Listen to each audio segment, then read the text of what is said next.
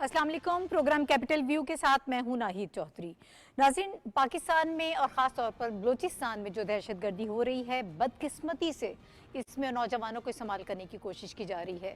बलूचिस्तान में इस वक्त जो मामलात हैं, वहाँ पर जो नौजवान मर्द हैं वो इस धोखे में अब नहीं आ रहे हैं, वो इस सारी हकीकत को समझ गए हैं। तो वहाँ पर अब ख़वातीन का इस्तेमाल करने की कोशिश की जा रही है। इससे पहले कराची में एक ख़ुदकुश बम धमाका हुआ था, उसमें भी एक खातून शामिल थी।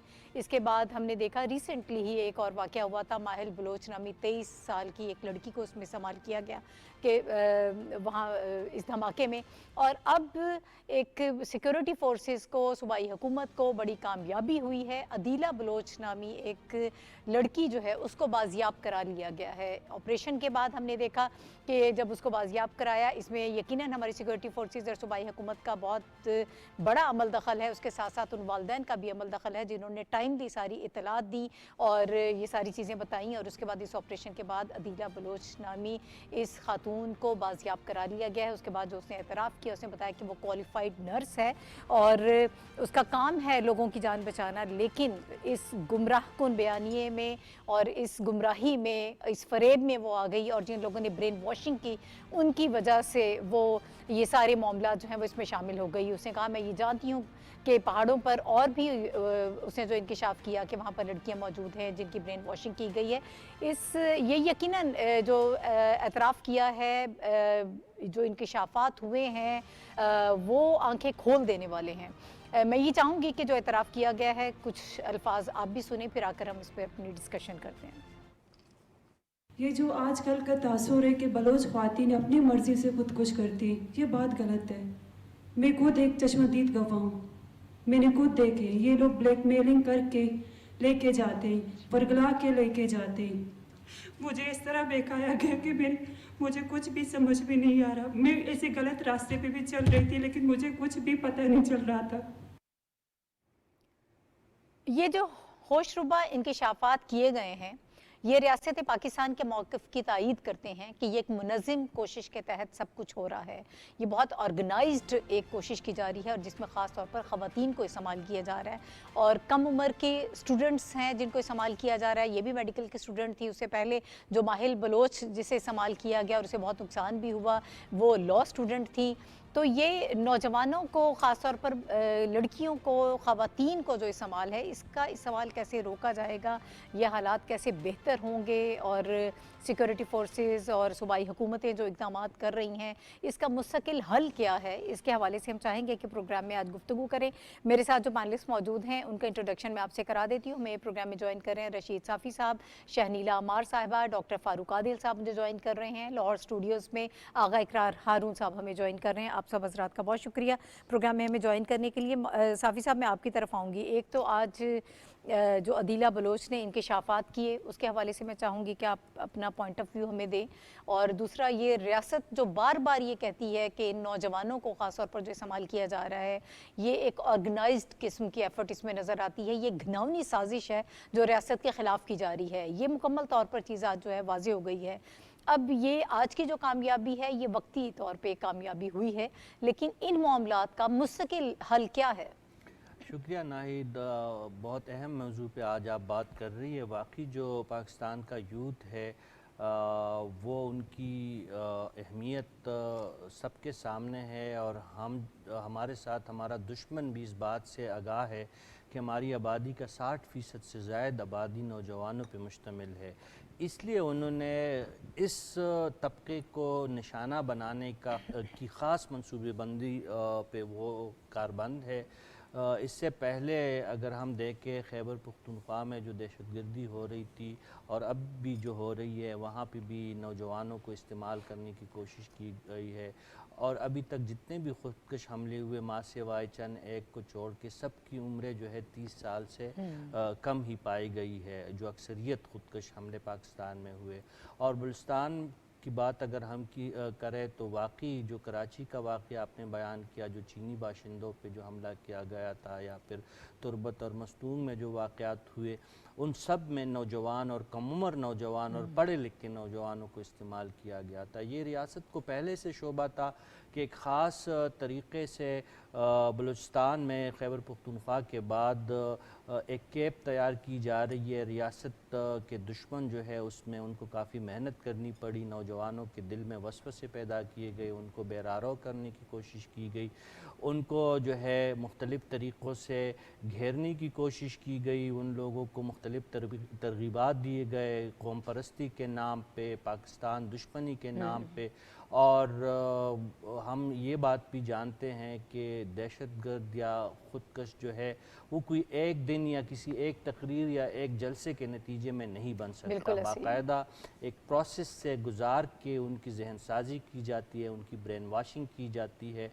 تو یہ بات اب ہمیں تسلیم کرنی چاہیے, ہم تو تسلیم کر رہے ہیں, بین الاقوامی برادری کو اب یہ بات تسلیم کرنی چاہیے کہ بلوچستان اور پاکستان کے جن جن علاقوں میں دہشت گردی ہو رہی ہے اور شدت پسندی جہاں جہاں پہ پنپ رہی ہے, وہاں پہ عالمی استعماری قوتیں اور پاکستان کی دشمن قوتیں مقامی سہولت کاروں کے ساتھ مل کر پاکستان کے نوجوانوں کو پاکستان کی ریاست کے خلاف استعمال کر رہے ہیں. عدیلہ بلوچ کی جو پریس کانفرنس تھی یا ان کا جو اعتراف تھا وہ آنکھیں کھول دینے کے لیے کافی ہے. وہ BLA, BRF, BNA کے اس پروپیگنڈے کا بھی مؤثر جواب ہے جس میں وہ لوگ کہتے ہیں کہ بلوچ نوجوان جو ہے وہ ریاست سے ناراض ہے, وہ ریاست سے بدظن ہے, وہ ریاست کے خلاف بندوق اٹھانے کے لیے تیار ہے, وہ ریاست کے خلاف جو ہے اپنی جان دینے کے لیے تیار ہے. تمام باتیں گڑی ہوئی ہے, یہ تمام باتیں جو ہے ان کے پھیلائی ہوئی ہے. چند ایک بٹکی ہوئے لوگ تو ہے جو پہاڑوں میں, اب خود یہ خاتون بیچاری جو رو رو کے کہہ رہے ہیں کہ اب بھی پہاڑوں پہ ان لوگوں کو ان لوگوں نے اپنے طریقے پہ قید کر رکھا ہے اور ان کے پاس کوئی بھاگنے کا اور زندگی میں دوبارہ لوٹنے کا کوئی طریقہ, کوئی رستہ نہیں ہے. تو پھر ان کو وہی کرنا پڑتا ہے جو ان کے ماسٹرز ان کو کہتے ہیں. تو یہ ایک پاکستان کی اس کی ایک جو موقف ہے اس کی تائید ہے کہ بلوچستان میں جو سو کارڈ علیحدگی پسندی یا ناراضگی کا جو ایک جو لہر ہے وہ جینون نہیں ہے, چند لوگوں کا پیدا کردہ ہے. BLA ہو, BRF ہو, BNA ہو یا BYC ہو, یہ تمام لوگ ایک خاص ایجنڈے اور ایک خاص پروپیگنڈے کے تحت جو ہے وہ ریاست سے بھی لوگوں کو بدظن کرنے کی ناکام کوشش کر رہے ہیں اور اس کو ایک تحریک کا نام دینے کی کوشش کر رہے ہیں. حالانکہ یہ کوئی سیاسی تحریک نہیں ہے, یہ کوئی آپ اس کو کوئی ایسا سماجی تحریک نہیں کہہ سکتے, یہ دہشت گردی ہے, یہ نفرت پہ مبنی ایک ایجنڈا ہے.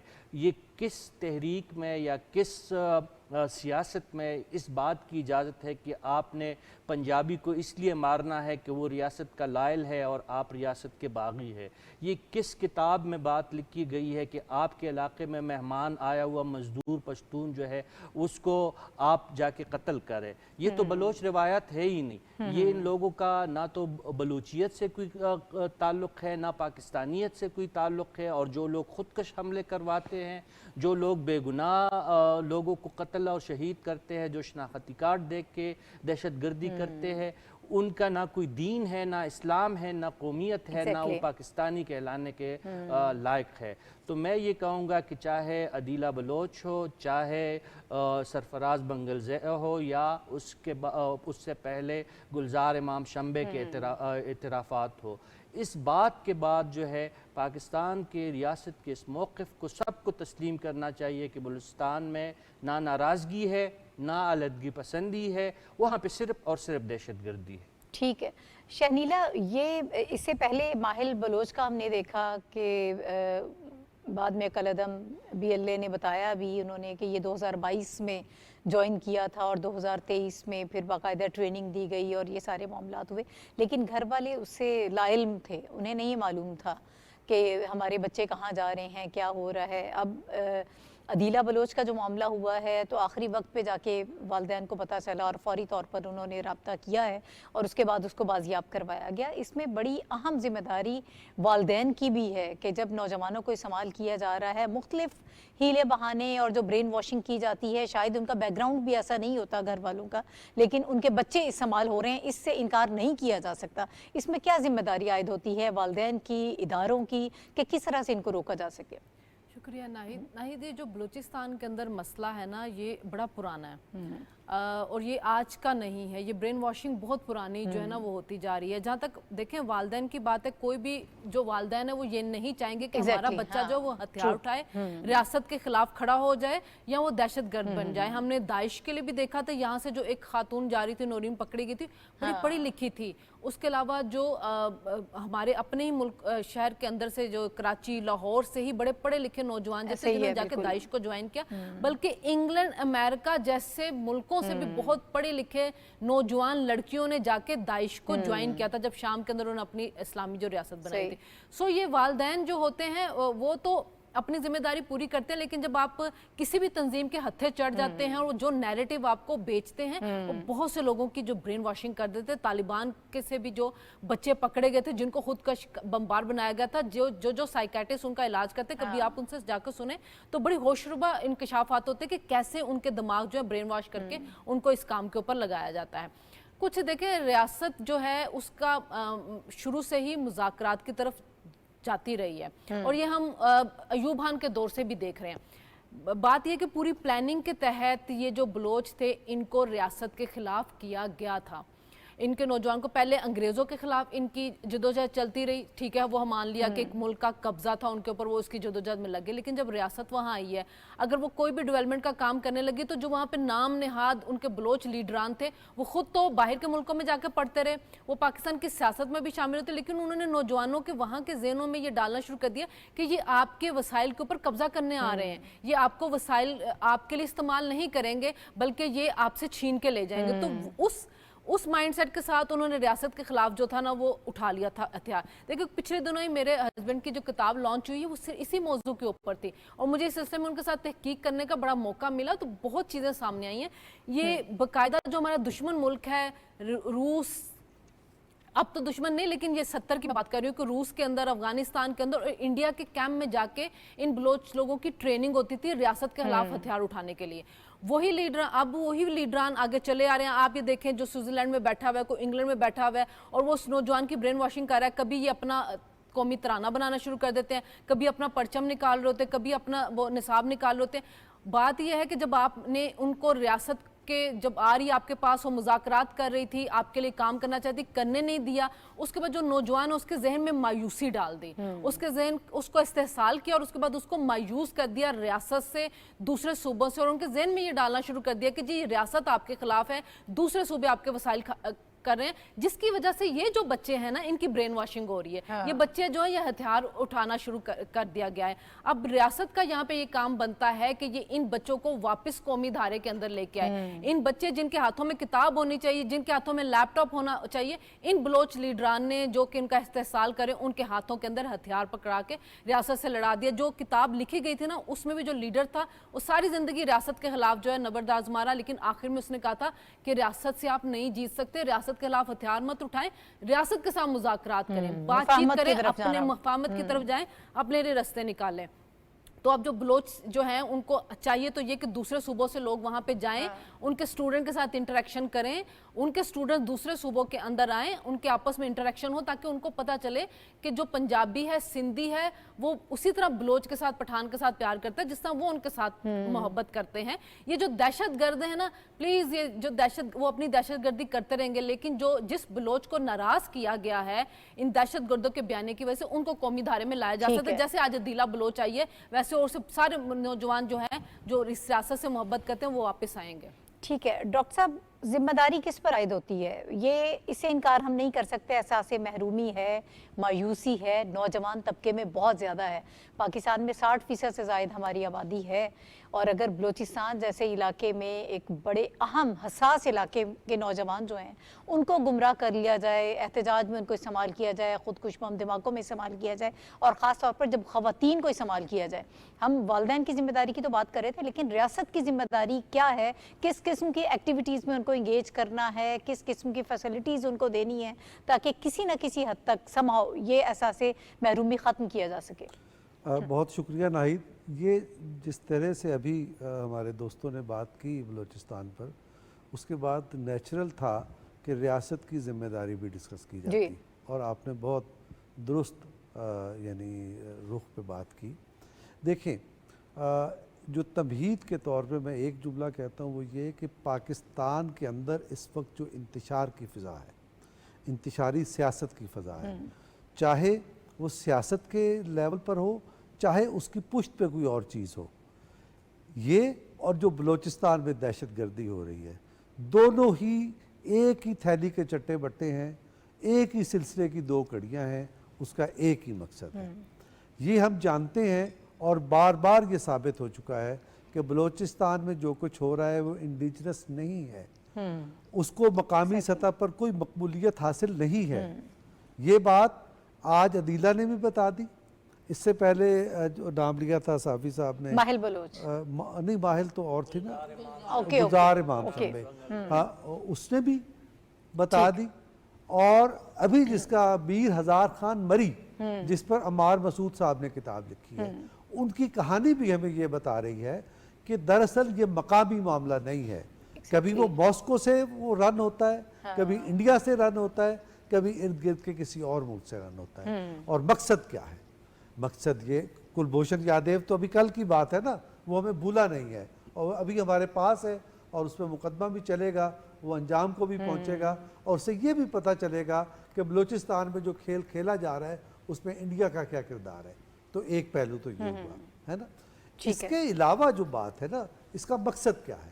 اس کا مقصد ہے علاقائی ترقی کا راستہ روکنا، ٹھیک ہے، اس کا مقصد ہے ای سی او، یہ جو ہماری علاقائی تعاون کی اقتصادی تعاون کی تنظیم ہے، سینٹرل ایشیا تک پھیلی ہوئی اور ادھر ہمارے اس ایریا میں، اس کا راستہ روکنا۔ اس کا مقصد ہے بی آر آئی کا راستہ روکنا، اس کا مقصد ہے گوادر کا راستہ روکنا، اس کا مقصد ہے اکنامک کوریڈور کا راستہ روکنا۔ اور ان مقاصد کے لیے یہ جو بیرونی طاقتیں ہیں وہ بیلا پھسلا کے، ان کو غلط راستہ دکھا کے، غلط خواب دکھا کر نوجوانوں کو گمراہ کرنے میں کامیاب ہو جاتی ہیں۔ اب یہ اعتراف کرنے میں کوئی حرج نہیں ہے کہ کسی بھی معاشرے میں آپ کو بعض گمراہ لوگ جو قومی مقاصد سے ہم آہنگ نہیں ہوتے وہ مل جاتے ہیں، یہ غیر فطری بات نہیں ہے۔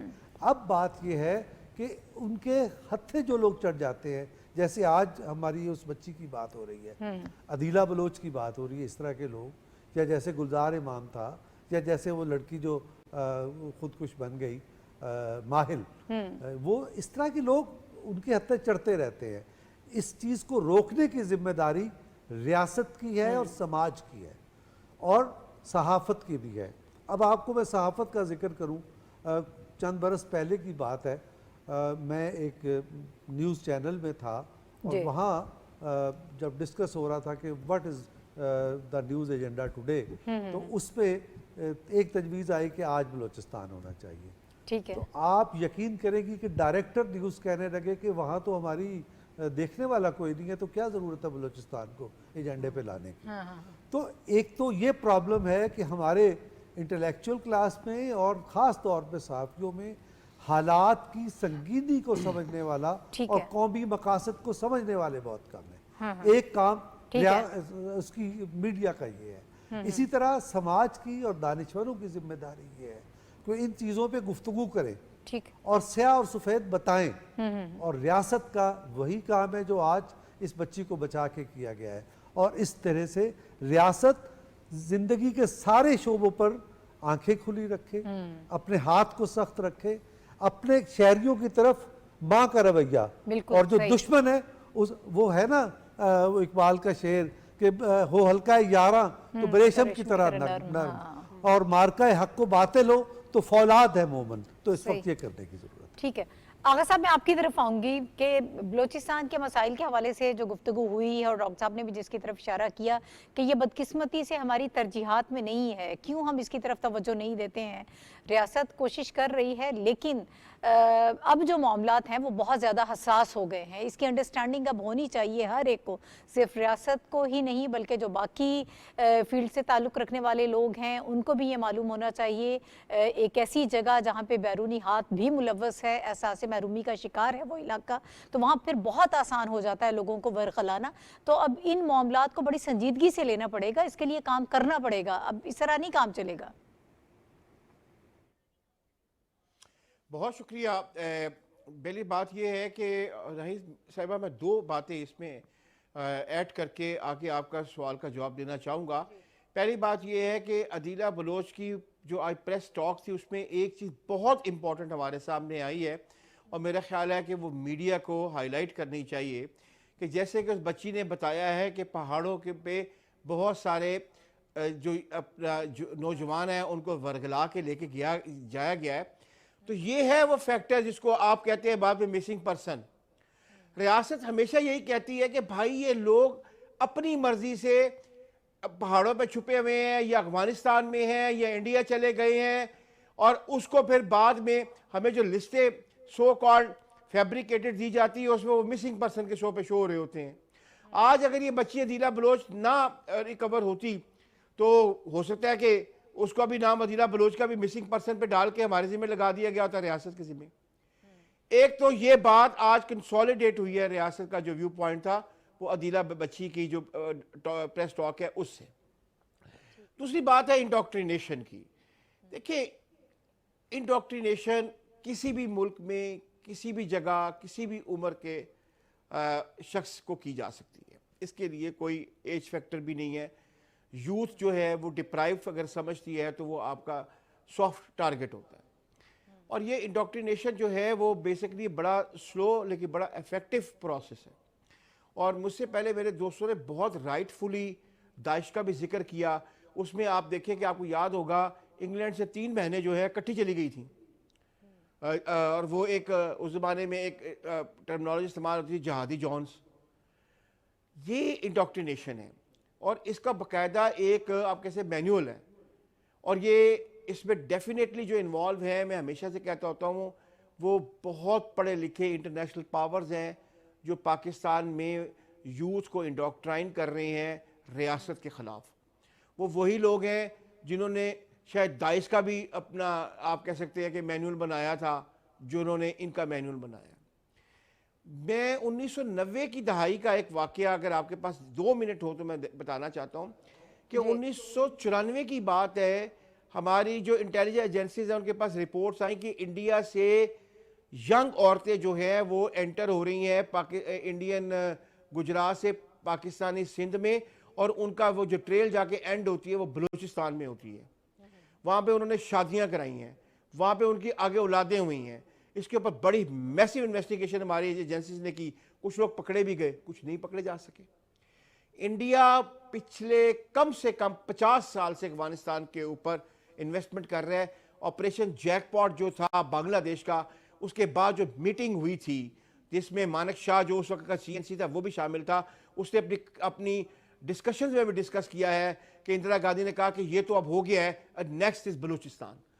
تو یہ بہت لمبی ہسٹری ہے. اور آخر میں یہ کہوں گا کہ ڈاکٹر صاحب نے بڑی رائٹ فلی ایک بات کہی ہے کہ جیسے جیسے جو چائنا کو آپ کہہ سکتے ہیں کٹیل کرنے کی جو ڈیمانڈ انکریز ہوگی اس میں گلوبل نارتھ میں, اس تائیں پاکستان پرٹیکولرلی بلوچستان کے اوپر آپ کہہ سکتے ہیں جو انٹرنیشنل پاورز ہیں وہ اپنا جو کھیل کھیلنے کی کوشش کریں گے. ٹھیک ہے. اچھا صافی صاحب, مسنگ پرسنز کی بات کی آغا صاحب نے, ہم لوگ بھی اس کو ڈسکس کرنا چاہ رہے تھے کہ لاپتہ افراد کا جو معاملہ ہے اس پہ بات کرنا بہت ضروری ہے. اور اس طرح کے خودکش حملوں میں لوگ جو شامل ہوتے ہیں ان کو بھی پھر اسی فہرست میں ڈال دیا جاتا ہے کہ یہ بھی لاپتہ افراد ہیں. اور عدیلہ بلوچ کے حوالے سے بھی ہم یہی گفتگو کر رہے ہیں کہ اگر وہ بھی اس میں استعمال ہو جاتی تو پھر اسی میں شامل کر دیا جاتا. یقیناً تمام جو لاپتہ افراد ہیں وہ اس فہرست میں نہیں آتے ہیں. لوگ جنونلی بھی مسنگ ہیں. ہم کسی کے جذبات کو ہرٹ نہیں کرنا چاہتے, لیکن اصل حقیقت کیا ہے اس معاملے کی؟ دیکھیں یہ تو اتنی سادہ سی بات نہیں ہے. یہ مسنگ پرسن کا معاملہ واقعی حساس ہے اور ہو سکتا ہے کہ کچھ افراد ایسے ہو جو اس زمرے میں آتے ہو, لیکن زیادہ تر یہی ہے جو عدیلہ بلوچ صاحبہ جو ہے اس کا جو کیس ہے. آغا صاحب آپ کو درست نشاندہی کر رہے تھے. اس سے پہلے بھی ہم نے دیکھا ہے کہ بہت سارے نوجوان, یہ نوجوان اپنے والدین سے پوچھ کے تو نہیں جاتے, اپنے پیاروں سے پوچھ کے تو نہیں جاتے.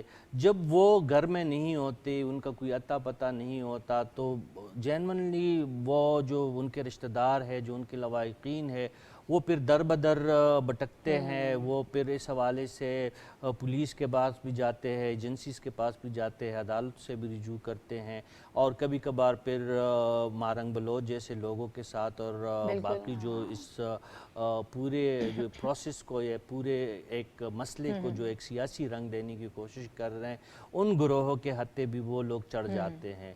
تو کچھ کیسز تو جینونلی کچھ ہے، اس لیے تو پاکستان کی ریاست نے اس حوالے سے کمیشن بنائے ہیں، عدالتیں اس حوالے سے کیسز سن رہی ہے، ایجنسیز اپنے طور پر بازیابی کے لیے کوششیں کر رہی ہے، لیکن اس میں جو سب سے بڑا کردار ہے وہ غیر ملکی ہاتھ اور ان کے جو مقامی سہولت کار ہے، جو بار بار میں نام لے رہا ہوں، B L A, B R F, B N A type کی جو وہاں پہ تنظیمیں ہیں، یہ لوگ بھی ایکسپلائٹ بھی کرتے ہیں، یہ لوگ ریکروٹ بھی کرتے ہیں، جو لوگ ان کے کام نہیں آتے ان کو پھر ان کو قتل بھی کرتے ہیں، ان کو غائب بھی کرتے ہیں۔ یہ عدیلہ بلوچ جو کہہ رہی ہے کہ پہاڑوں پہ اب بھی بہت سارے نوجوان موجود ہیں جس میں مرد اور خواتین دونوں شامل ہے، تو یہ جو ان کے لواحقین ہیں ان کے کھاتے میں تو مسنگ پرسن ہے۔ بالکل وہ کل کو جو مارنگ بلوچ پھر اگر اسلام آباد پہ الغال کرے گی یا کوئٹہ اور یا مستونگ اور تربت میں جب بیٹھے گی تو وہ لسٹ ان کی اور بڑھ جائے گی۔ حالانکہ جس طرح وہ ریاست سے سوال کرتی ہے، اسی طرح وہ اپنے بلوچ رہنماؤں سے اور جو سو کال رہنما ان کے بنے ہوئے ہیں، جو B L A, B R F, B N A, ان سے تو کوئی یہ پوچھے کہ اپنی ایچ آر جو ہے ان کا جو ہیومن ریسورس ہے، جو انسانی ڈال ہے ان کا، وہ کہاں سے آیا ہوا ہے؟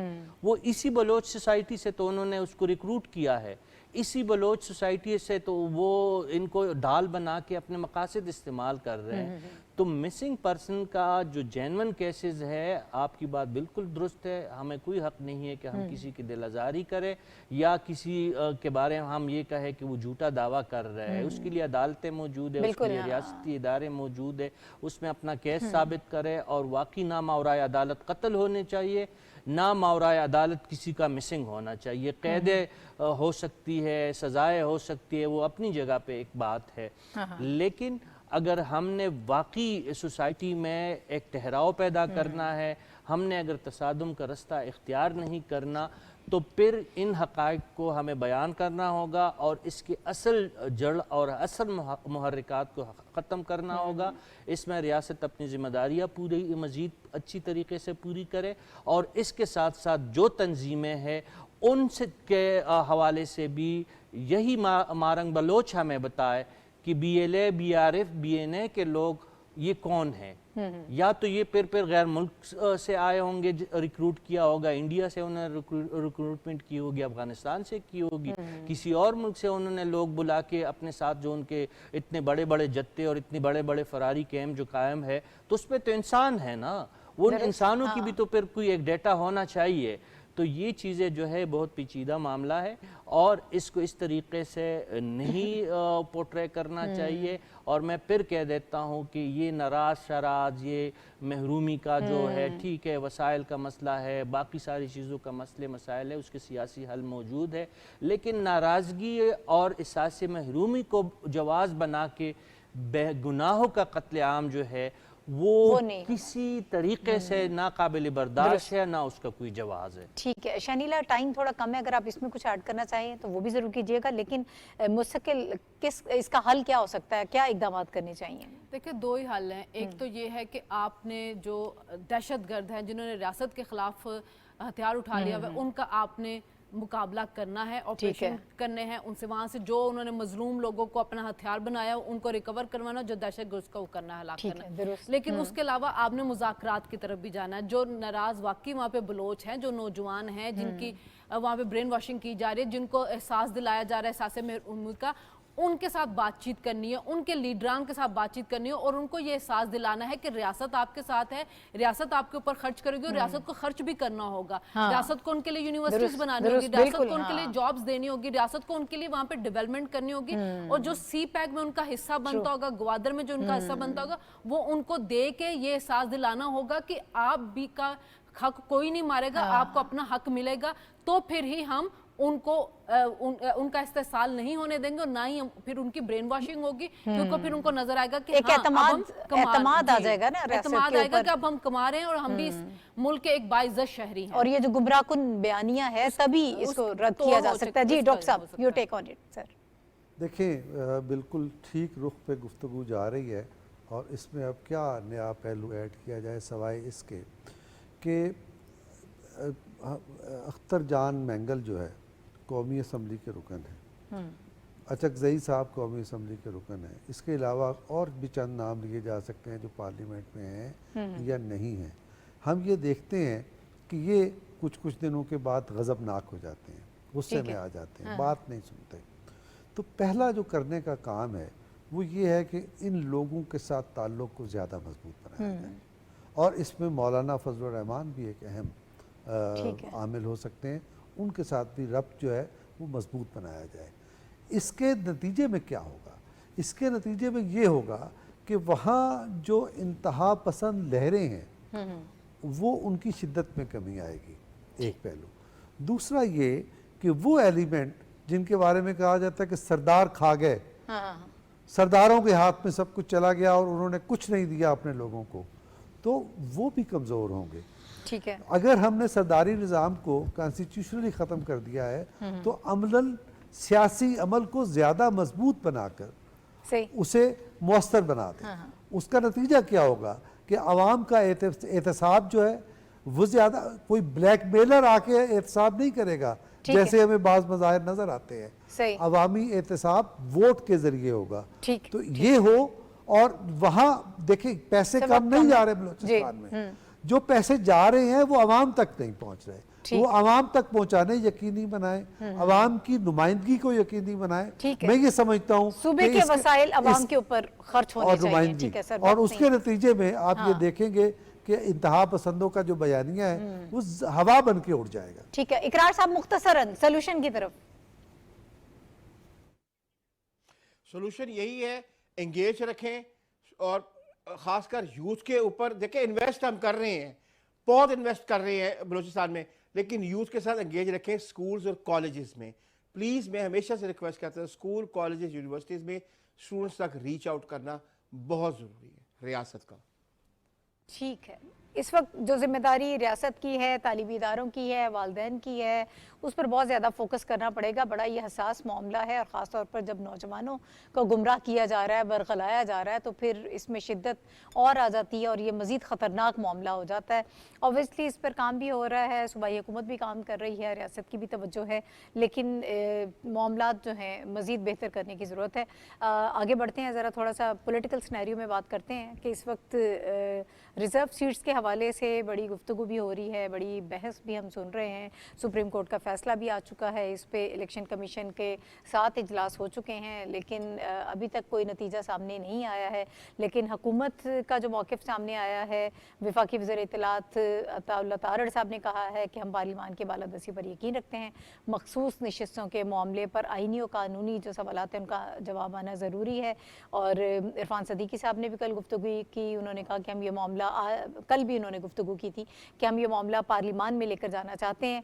और उन्होंने कहा मिनिस्टर साहब ने, अता तारड़ साहब ने, कि स्पीकर कौमी असम्बली और पंजाब असम्बली के जो स्पीकर हैं उन्होंने इलेक्शन कमीशन को खतूत भी लिखे हैं, जिसमें ये कहा गया है कि ऐसी सियासी जमात को नशिस्तें किस तरह से दी जा सकती हैं जिनका पार्लिमान में वजूद ही नहीं है। आइन के मुताबिक आज़ाद उम्मीदवार ने 3 दिन के अंदर अपनी एफिलिएशन जो है वो शो करनी होती है कि किस सियासी जमात का हिस्सा है, और मखसूस नशिस्तों के केस में PTI इसकी दावेदार नहीं थी, और चूँकि उन्होंने सुन्नी इत्तेहाद काउंसिल को ज्वाइन कर लिया था, उनका पार्लिमान में वजूद नहीं था, तो फिर ये सारे मामलात किस तरह से हो सकते हैं, इस पर हम गुफ्तगू करेंगे। और आइनी अदालतों के हवाले से इस वक्त हमें तकरीबन मोर और लेस तमाम पार्टीज़ जो हैं वो मुत्तफ़िक नज़र आ रही हैं कि आइनी वफाकी अदालत का क़याम जो है वो ज़रूरी है। लाखों केसेस जो हैं वो पाकिस्तान में पेंडिंग हैं। इसके अलावा 70 ममालिक में आइनी अदालतें कायम कर रही हैं। हम जुडिशल रिफॉर्म्स की तो बात करते हैं, लेकिन जब आइनी अदालत के क़याम की बात हो रही है तो फिर इसमें मुख्तलिफ वजूहात की बिना पर इसको सियासी बनाने की कोशिश की जा रही है। इस पर हम बात करेंगे प्रोग्राम में। साफ़ी साहब, मैं आपकी तरफ आऊँगी। पहले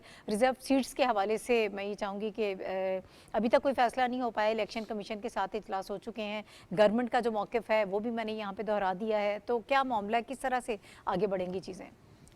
देखिए, गवर्नमेंट का जो आप बता रही है, अगर हम वज़ीर इत्तलात अता तारड़ साहब के बयानात को देखें या फिर मुशीर वज़ीर आज़म राना सनाउल्लाह साहब की गुफ्तगू सुने या फिर इरफान सिद्दीकी साहब की जो उनकी जो गुफ्तगू है उसका अगर हम हवाला दें, तो इन सब का इस बात पे इसरार है कि पार्लिमान जो है वो सबसे सुप्रीम और बड़ा इदारा है और ये तमाम मसाइल जो पार्लिमान से रिलेटेड है पार्लिमान के अंदर हल होने चाहिए। अभी डॉक्टर साहब इरशाद फरमा रहे थे, मौलाना साहब का जिक्र उन्होंने किया, इत्तफाकन अभी मुझे उनके साथ एक लंबी नशस्त करने का मौका मिला। आज दोपहर को वो कुछ सहाफ़ियों से मिले थे, लेकिन अलहदगी में भी उन्होंने मौका दिया गुफ्तगू का, तो कुछ हिस्सा तो उसका ज़्यादातर हिस्सा तो उनकी अमानत है। वो लेकिन कुछ खबर तो आप हमें दे सकते हैं ना। वो भी मौलाना साहब का जो मैं उसका अगर उनके ये जो आपका सवाल है इस हिस्से पे मौलाना साहब की गुफ्तगू से जो मैंने अंदाज़ा लगाया, मौलाना साहब भी तमाम मामलात को पार्लिमान के अंदर ही हल करने पे बज़िद भी है और उनकी कोशिश भी यही है कि अगर पार्लिमान में मतलूबा क़ुव्वत जिस पार्लिमानी जमात के पास हो तो वो कुछ भी अपने तरीक़े से, स्पेशली जो रिज़र्व सीटों का मामला है या आईनी अदालत का क़याम का मामला है, तो मौलाना साहब ये तासुर दे रहे थे कि उसमें वो मुज़ाहम नहीं होंगे। वो बाकी जो आईनी इस्लाहात है, चूँकि वो आपका मौजू भी नहीं है और कुछ गुफ्तगू उनकी अमानत भी है, वो आफ्टर रिकॉर्ड बातें थी उनकी, तो उसको ज़्यादा मेरे ख्याल में डिस्कस नहीं करते। लेकिन पार्लिमान की बालादस्ती के हवाले से तमाम बड़ी जमातें एक जमात को छोड़ के सब मुत्तफ़िक है और इसमें मौलाना साहब भी साथ देंगे, बशर्त ये कि वो उनका यही कहना है कि मेरी भी कुछ जो गुजारिशात है अगर उसको सुना जाए और उसको समझा जाए। दूसरी बात अब आते हैं, देखिए आईन के किताब में ये बात दर्ज है कि पार्लिमान जो है इस मुल्क का सबसे बड़ा कानून साज इदारा है। अगर नई कानून साजी कुछ करनी है या आइन साजी करनी है, और ये आइन साज इदारा भी है जी, तो आप मतलूबा जो तरीक़ाकार है और जो आइन में दर्ज एक पैरामीटर्स है उनको आप पूरा करें और आप आगे बढ़े। अब ये जो हुकूमत का जो आपने सवाल किया, अगर इनके पास वो इख्तियार और वो क़ुव्वत और वो मतलूबा तादाद मौजूद है जिस पे आईनी अदालत बन सकती है और जिस पे ये महसूस नशस्तों का मसला फ्लोर ऑफ द हाउस हल हो सकता, तो ये बेहतरीन तरीक़ा है, क्योंकि ये पार्लिमानी मामला है, पार्लिमान के अंदर हल होना चाहिए। हर इदारे को अपने डोमेन में रहते हुए अगर वो काम करेगा तो कोई वजह नहीं है कि मुल्क आगे बढ़ेगा, जमहूरियत जो है वो मजबूत होगी और इदारे भी मजबूत हो जाएंगे। ठीक है शहनीला, ये मामला आपको किस तरफ जाता हुआ लग रहा है? पार्लिमान में ये मामला हल हो जाएगा, वहाँ पर इत्तेफाक राय हो पाएगा? मखसूस नशिस्तों पे आप कह रही हैं? आईनी अदालत भी बहुत, देखिए आईनी अदालत की जहाँ तक अभी साफ़ी साहब ने बात की, तो मौलाना साहब की जो गुफ्तगू हुई है सहाफ़ियों से हमें भी कुछ पता चला है, तो आईनी अदालत के ऊपर मौलाना साहब राजी हैं, उनको कोई इशू नहीं, और उनका कहना ये है कि ये भी वहीं से खबर है कि पीटीआई भी इसके ऊपर एग्री कर चुकी हुई है। अब मेरे ख्याल में शायद कुछ मोडालिटीज जो है वो तय करनी जरूरी कर रहे होंगे, जिसकी वजह से कुछ डिले हो रहा है, क्योंकि मौलाना साहब अभी टाइम चाहते हैं, कुछ वो अपनी चीजें भी मनवाना चाह रहे होंगे, इस वजह से टाइम ले रहे हैं। आईनी अदालत देखें क्यों जरूरी है। पहली बात तो ये है ना कि आप कि जो अदालत है सुप्रीम कोर्ट, उसके अंदर केसेस बहुत ज्यादा पेंडिंग हो जाते हैं आम साइल के, क्योंकि जब वहां पे कोई आईनी मामला जाता है, सियासी मामला जाता है, पूरी फुल कोर्ट बैठ जाती है, सबका टाइम वहीं पे लग रहा होता है और पीछे केस जो होते हैं पेंडिंग जा रहे होते हैं। जबकि उनका काम ये भी होता है कि आम साइल को भी जल्द से जल्द रिलीफ मिले, क्योंकि हमने कई दफा देखा है कि वो अपनी कैद की मुद्दत पूरी करके लोग निकल आते, सुप्रीम कोर्ट में अपील नहीं लगी होती। फिर आईनी अदालत का काम यही है, वो जो आर्टिकल 184 और 186 के तहत उसने देखना है कि अगर सूबों के दरमियान या वफाक और सूबों के दरमियान कोई मामलात आ जाते हैं तो उसने उसको देखना है, या सदर किसी मामले के ऊपर, सियासी मामले के ऊपर उनसे राय लेना चाहता है तो उसने उस मामले को देखना है। तो इसको ये मुझे पार्लिमान में हल होता हुआ नजर आ रहा है, लेकिन मखसूस नशिस्तों का जो मामला है वो मुझे पार्लिमान में हल होता हुआ नजर इसलिए नहीं आ रहा क्योंकि जाहिर उसमें पीटीआई इन्वॉल्व है। पीटीआई तो चाहेगी कि हमें अपनी नशिस्तें मिले, लेकिन आईनी तौर पर जो तरमीम हो चुकी हुई है उसके मुताबिक उनको मिलती नहीं है, तो वो मुझे अभी पार्लियामेंट में हल होता हुआ नजर नहीं आ रहा मामला, वो मामला भी आगे चलेगा। ठीक है डॉक्टर साहब, बिलावल भुट्टो जरदारी ने कहा कि मिसाक जमहूरियत के तहत जुडिशल रिफॉर्म्स हम लाएंगे, आईनी अदालतें ज़रूरी है, मजबूरी हैं, टूट फूट के शिकार अदालती इस निज़ाम में इस्लाहात नागुज़ीर हैं। जुडिशल रिफॉर्म्स की तो सभी बात कर रहे हैं, आईनी अदालत के हवाले से आपको ये लग रहा है सबका कंसेंसस हो पाएगा? मेरे ख्याल में हो जाएगा। ये बिल्कुल हो जाएगा, इसलिए कि इस वक्त पाकिस्तान में सवाए हामिद खान एडवोकेट के उनकी अपनी सियासी जमात भी इसके हक में है। हामिद खान पता नहीं किसकी बांसुरी बजा रहे हैं, वो एक अलग कहानी है। लेकिन अभी जो बात हो रही थी, ज़रा से मुझे इजाज़त दीजिएगा ये नशिस्तों वाले मामले पर। टाइम कम है सर, सॉरी। नहीं आप परेशान ना हो। देखिए इसमें ये मसला हल हो सकता है पार्लिमान के अंदर, अगर पार्लिमान के बाहर से जो सपोर्ट मिल रही है पीटीआई को वो विड्रॉ हो जाए, तो ये पार्लियामेंट का मामला खुद ब खुद आएंगे वो पार्लियामेंट में इस मामले को हल करने के लिए। और पार्लियामेंट जब ये मसला हल करेगा तो दरअसल वो जो एक बिल्कुल हिजान की कैफियत है वो ठीक हो जाएगी, उससे बेहतरी पैदा होगी। और उसके नतीजे में जो दीगर आईनी मामलात हैं, ख़ास तौर पे आईनी अदालत का जो मामला है, इसकी तरफ भी इत्तेफाक राय हो जाएगा और हम स्मूथली आगे बढ़ेंगे। और अगर हम स्मूथली आगे बढ़ते हैं तो मैं आपसे एक जुमला और कहना चाहता हूँ कि ये तीसरा डॉक्यूमेंट होगा पाकिस्तान के अंदर। पहला 73 का आईन, दूसरा मिसाक जमहूरियत और तीसरी ये अमेंडमेंट। तो हम तो एक इत्तेहाद की तरफ चले जाएंगे। सही। इकरार साहब 30 सेकंड्स आपके पास, इसी पे आपका टेक। देखिए बात यह है कि पार्लियामेंट सुप्रीम है और बाकी जो पाकिस्तान में इस वक्त केओस क्रिएट करने की कोशिश जो भी कर रहा है, उसके लिए मैं सिर्फ इतना ही कहूँगा, ना गवाओ नाव के नीम कश, दिल रेजा रेजा गवा दिया, जो बचे हैं संग समेट लो, तने दाग दाग लुटा दिया। ठीक है, बहुत शुक्रिया रशीद साहब, शहनीला अमार साहिबा, डॉक्टर फारूक आदिल साहब और आगा इकरार हारूद साहबा भी ज्वाइन कर रहे थे। कुछ अहम मामला थे जिन पर हम बात कर रहे थे। शिद्दत पसंदी के हवाले से हमने बात की, बलूचिस्तान के हवाले से, और ओवरऑल पॉलिटिकल सिनेरियो पे जो इस वक्त चीज़ें हमें नज़र आ रही हैं और जो डेवलपमेंट्स हो रही हैं उस पर हमने गुफ्तगू की। आज के प्रोग्राम का वक्त खत्म हो गया, इजाज़त दीजिए, अगले हफ्ते दोबारा आपसे मुलाकात होगी। अल्लाह हाफिज़।